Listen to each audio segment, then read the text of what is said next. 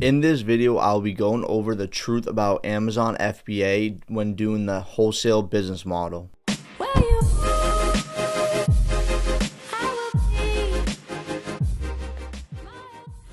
Even though you will hear everyone say that doing wholesale on Amazon is actually one of the best ways to make money, now they aren't actually wrong, but at the same time, they aren't always right about actually explaining what it actually means, because to a lot of people, wholesale might not be worth it for you at all. Some of the biggest reasons why Amazon FBA doing wholesale is actually something you might want to avoid is strictly going to be coming down to the fact of how much time do you have, how much money do you have employees. So there's a couple of factors that go into this, and the reason why I'm bringing this up is strictly because when we were starting to get going with Amazon FBA, we heard a lot of people say wholesale is the best route, that's where you want to be, which is actually kind of true, but to some extent only because as a beginner, wholesale FBA can be extremely hard for you. Now, there might be better options like doing OA or RA, and the reason why is because you might not have a big budget, you might not end up having enough time, because you have to think, right, if you order 1,000 units of one specific SKU, who's going to sit there and spend all that time prepping that for 20, 30, 40, 50 cents per each unit sold? Now, of course, you also have to bring into the factor of, do you need a prep center? Maybe the supplier won't work with a residential address, which some of them will, but even then, that's another obstacle. So that's a bunch of different factors that play into this, because then if you do have to use a prep center, sure, you'll save time so you can just source all day, but then you're talking about actually going negative on that product. The reason why you'd go negative is because if you're only making 50 cents per unit and the prep center is charging $1 for every unit they prep, you're just negative. It's not that wholesale is a bad business model. It's honestly probably the best one when it comes to Amazon. And it's a lot to do with the fact that you can actually just scale it, but when you can scale it to a high number, the problem is that it takes a long time, and it takes you being very consistent with your buying goals, working with distributors or wholesalers. This takes a long time to develop and get to that point.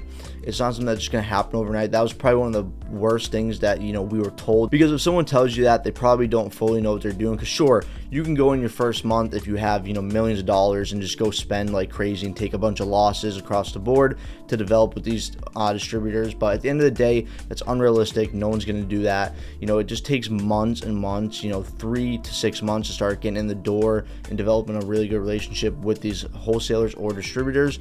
It just does not happen overnight. It takes time. With OA, technically speaking, you can go out there the first day and make a good amount of profit, but you obviously cannot scale it very, very high. With wholesale, you can obviously scale it, but at the end of the day, it just takes a long time to develop these types of relationships, unlock good discounts and deals. But you got to also remember that these wholesalers, most of the sales reps you talk to do work on commission based. Maybe not all of them, but majority of them do. And you have to remember that commission base is anywhere from 1 to 5% on average. And you have to think, if you place a $5,000 order with them, they're probably not making much money at all on it, so why would they want to give you good discounts?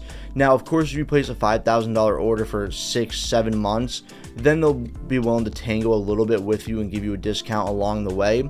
But you have to think, you have to compete with the brick and mortar people, or if they're a really big distributor, they could be supplying a good amount of the market, where you have to think about that guy who's placing 100,000, 200,000 every single week, maybe not month, but every single week.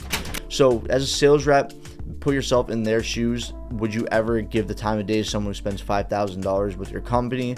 Probably not, unless your business isn't doing very good and you just need to move products, or you want to get products out of the warehouse. Then of course, maybe they'll give you a discount and give you the time of the day. But at the end of the day, they're most likely not going to be wanting to spend a lot of time with you if you're not willing to spend tens of thousands of dollars every single week or every single month. That is something you will hear from a lot of YouTubers or people in the wholesale space, but it is very true, and you need to take that very seriously. I'm not saying that you shouldn't just go spend $2,000 with someone on profitable deals, or even just break even deals to get in the door with them. Of course, you at least want to get some money out there and see what is capable of happening. But if you're going to spend $2,000, try to do it every week, every month, and just keep developing that relationship. Talk to them, keep upping it. That's the biggest thing, is you want to keep upping that spend so they know you're very serious. Even though it's realistic that you can actually do that, and many people obviously do it, you do have to remember, what's going to be a better route for you personally when it comes to wholesale or OA or RA. If that $2,000 is all you have and you're trying to do wholesale, you're probably most likely already buying break-even deals. If not, maybe some profitable, or you're losing on some. But you're doing all that work. You're then having a prep center prep it, which could even be more difficult. Unless they can ship to your address, then you're in better luck, obviously. But then on top of all those expenses and everything you're doing, you have to remember that you could have just did OA and turned it for a bigger profit. So when someone is starting out in wholesale, I would recommend you have either warehouse, a commercial property, so you can prep it. If you have a prep center, make sure it's one that you trust and you've already used, so maybe send some OA there. And then you got to make sure you can spend most of your day calling wholesalers and developing relationships and spending money with them. So if you don't have a decent amount of money, this can obviously be a very big headache and just not worth it for you. So I don't always think, some people might say the grass is greener on the other side. That's a really good, term that you can use when it comes to the wholesale business model, because sure, it is very, very good, but of course it is on a higher scale, and when you're able to, pump hundreds of thousands every single month. If not, doing OA and RA might even be your best bet, because you're able to just flip it for such more of a profit. And you got to think, when you're selling some of these wholesale items, there's a very good chance that you're going to be competing with people who even get at a better price than you. So there's just a lot of headache that can go into it. You still have the same problems, but obviously on a higher scale. And then the last thing I do want to go over, because it's very important, because I never knew this. I thought that this would be one of the best things about wholesale, which ended up not being fully true. I always thought wholesalers or distributors would always have replenishable deals. Unfortunately, not every wholesaler is going to have replenishable deals.